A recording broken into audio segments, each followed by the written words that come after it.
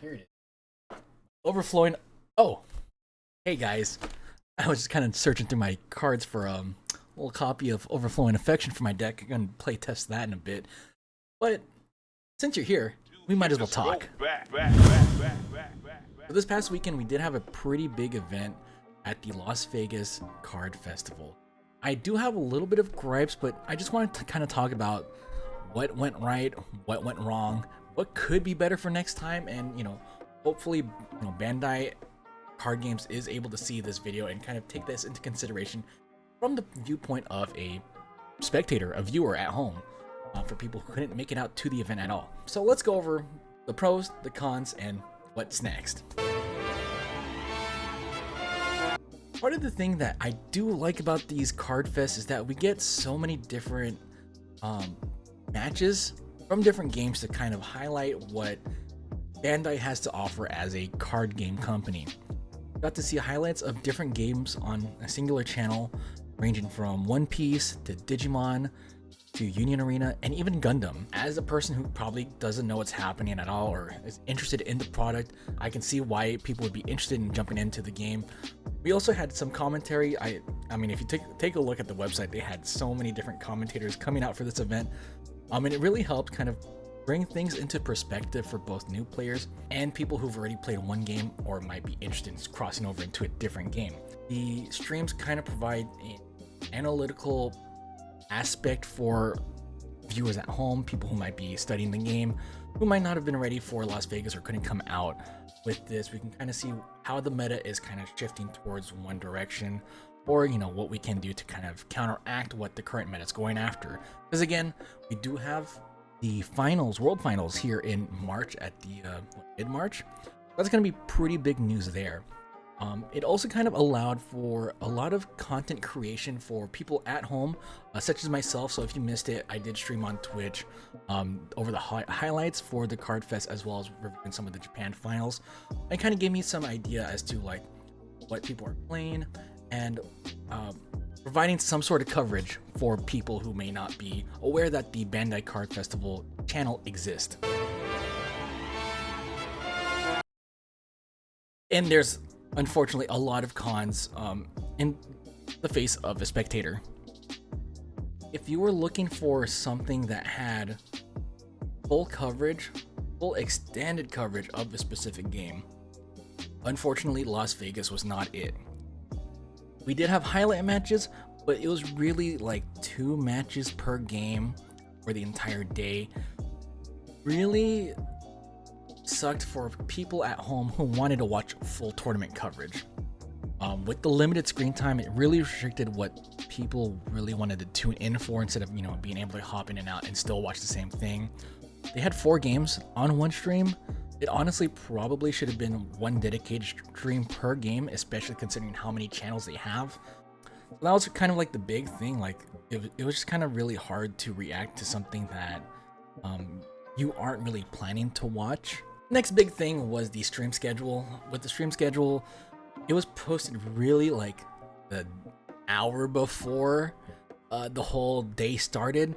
So it did make poor planning on the viewer's part, just because you get an hour to kind of dictate how much time you want to dedicate to watching and stream.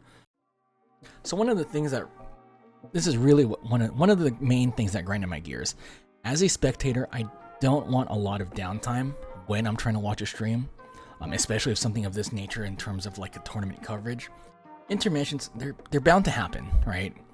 Everything happens. They need to set up, move for the next round or next game.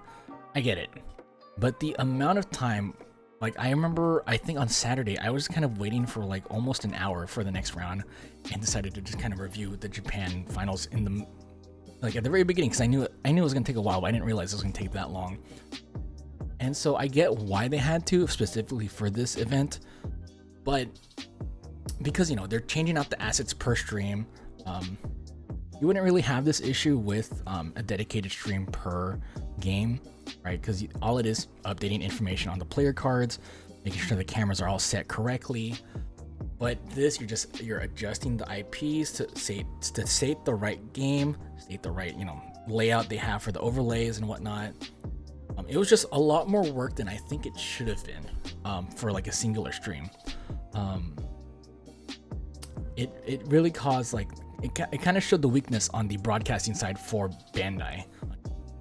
And you know, I like the products, I like the games, I appreciated they even went out of their way to create a coverage stream for the games. But the next thing that kind of really grinded my gears, not really grinded, but it was a little bit more annoying than it should have been, were the very long gaps of intermission.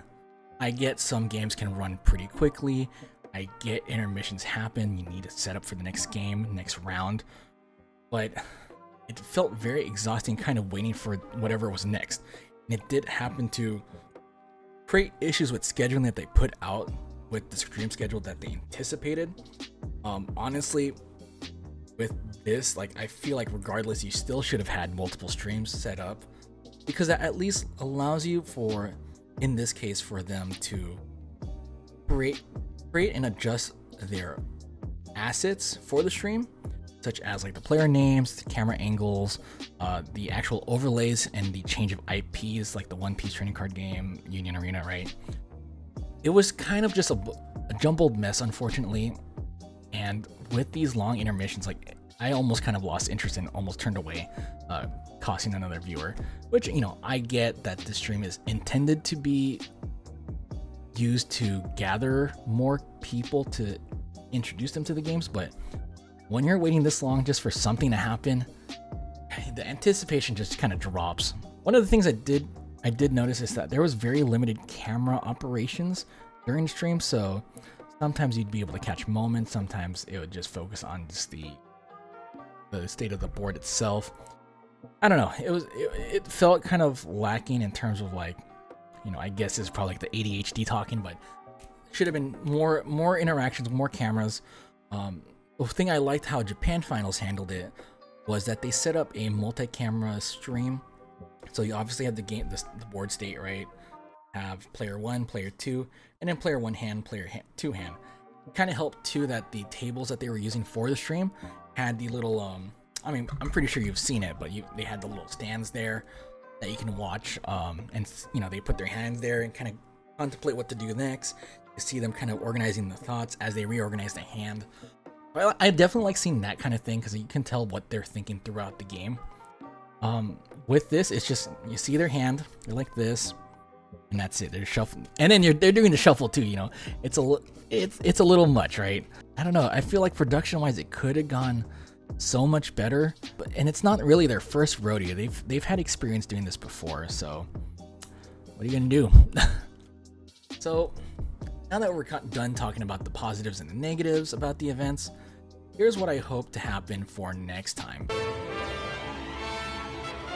I think in order to increase viewership just overall, you run the numbers, you separate the games into their own streams, because they have access to those channels that they created. You have the One Piece channel, you have the Union Arena channel, have the Digimon channel, and you have the Gundam channel. They have streamed before on multiple streams, right? And you get the highlights there too. It just doesn't make sense to put everything into one stream. In terms of content, you're limiting what people want to see. And if maybe one stream is an intermission, maybe they hop into another stream and that game is still going. You have that cross pathing of the viewership. This allows people who just can't fully attend to not only just kind of like pretend like they're walking around the venue and looking at different games, it gives them that sense of autonomy to choose what they want to watch at what time. And if you're like some people, you want to just come and get what you want, got a specific stream for that. You don't gotta complain about it on the main channel. If they do plan to use the Cardfest channel in the future, I do hope it's just like, you've probably seen it with Evo or any other, you know, gaming tournament. They'll rotate it between different rounds, right? They'll have a roaming camera accessible so that someone can watch the match. I think that's great. You have a backup setup stream in case, you know, one stream ends up too early. You at least have something to pivot to mid-game. Because that is there is a tendency for that. You know, games can just, you know, somebody gets snowballed. What do? You're gonna put it on intermission for about an hour and a half? No, you want to make use of your time while you're online streaming. and you're just not being held up by, you know, the waiting game, such as what happened this week. And we just ended up waiting very long for them to move on to the next round, waiting for them to make those adjustments to the streams. I do hope they incorporate that multiple camera setup, like a roaming camera too. Like I mentioned, just trying to catch games that may not have been like on the mainstream, backup stream, something that's still happening, and that might engage the people. Part of it too, I do wish there was like a replay function, where commentators can, on their like little iPad or something, can kind of circle, kind of like an NFL, right? Like you've seen them do it, kind of highlight specific cards, specific points, right? Where the commentators have that accessibility to kind of rewind time and kind of go, okay, here's what the pivotal point was. And then having the multiple channels too, it helps out the content creators at home. It lets us, I hate to say it, farm the content, so we're not just kind of sitting there guessing when the next, you know, round of whatever game we're looking for is happening. We want continued access to the games, just easier for us. How else are you going to spread the content net when you're limiting what people can react to? It helps bring people, like I've had friends come in during the weekend when I was streaming. They were saying, hey, after watching it, I am a bit interested, like this looks pretty sick. You need that restreamability with your content creators to be able to kind of expand what we can do. All I can really hope for is that Bandai ups their game. I love their games to bits and pieces, but it's now just on the more technical and production side that needs a bit more improvement, and I think we almost got it. Like, if YCS can do it with Konami and Yu-Gi-Oh!, why can't Bandai do it with all their IPs, right? It's just really that, you know, finding that balance.